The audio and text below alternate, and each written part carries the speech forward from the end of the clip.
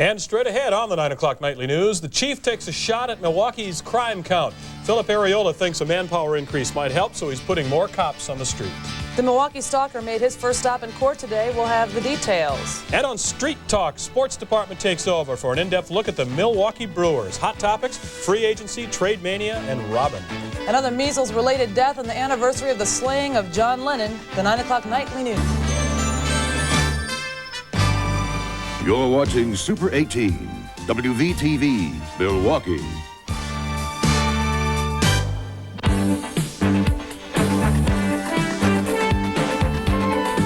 And now, the 9 o'clock nightly news with Liz Talbot, Dwayne Gay, Marlon McGee's weather, and sports with Mike Hegan and Bob Bopp.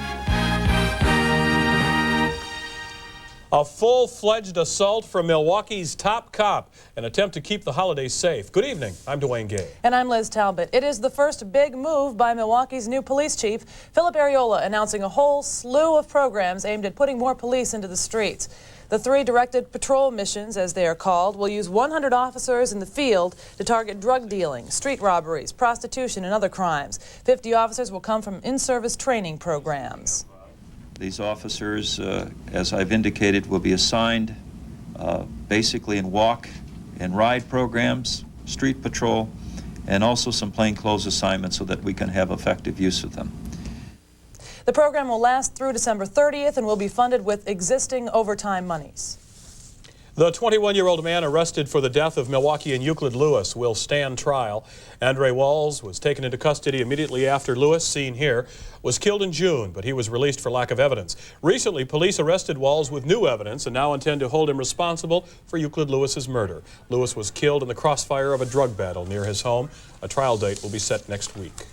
The investigation continues into Milwaukee's latest homicide. 16-year-old Vera Tramwell was shot in the head last night by her 20-year-old boyfriend. He is in custody awaiting formal charges. Police tell us Tramwell and her boyfriend had been arguing. He pulled out a gun to scare her and it went off. This is Milwaukee's 113th homicide. Milwaukeean Ken Orville Gause was in a California court today. Gause is charged with threatening Johnny Carson at NBC. Authorities arrested Gause in the Burbank studios. They say he's been threatening Carson for 2 years. Gause is being held on $250,000 bail.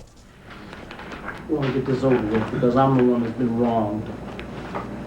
You may remember Gause told us last night from his jail that he believes Carson has been secretly stealing his money. Gause has a history of mental illness and minor crime in Milwaukee. He will be represented by a public defender in California.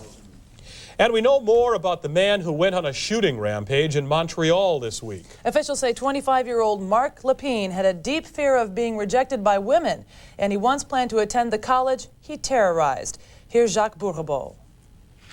This is the man who will go down in history as one of Canada's worst mass murderers. His name is Marc Lepine, and last night police painted a paradoxical picture of the gunman. The 25-year-old Montreal native was obsessed with war movies and was described as a loner. But police say he had no psychiatric history and didn't drink or take drugs. In a 3-page handwritten letter, Lepine blamed women for many of his problems. He was known to be always very gentle and courteous with women, until the relationship didn't go his way. Lepine lived in this building for the past 2 years. His neighbors were shocked to discover Lepine was the man who killed 14 women. You never expect a thing like that. You know, so you hear about somebody's getting shot for a robbery, a hold-up or something, but never a thing like that. Those young people are starting to live. Police traced Lepine through the Sturm Ruger rifle, which was purchased at a Montreal gun shop 16 days ago.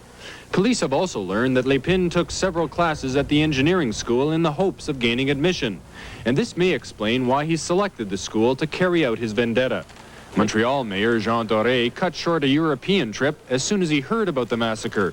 At an emotional news conference, Doré revealed he had been personally touched by this tragedy. One of the victims was also the daughter of a very close friend, a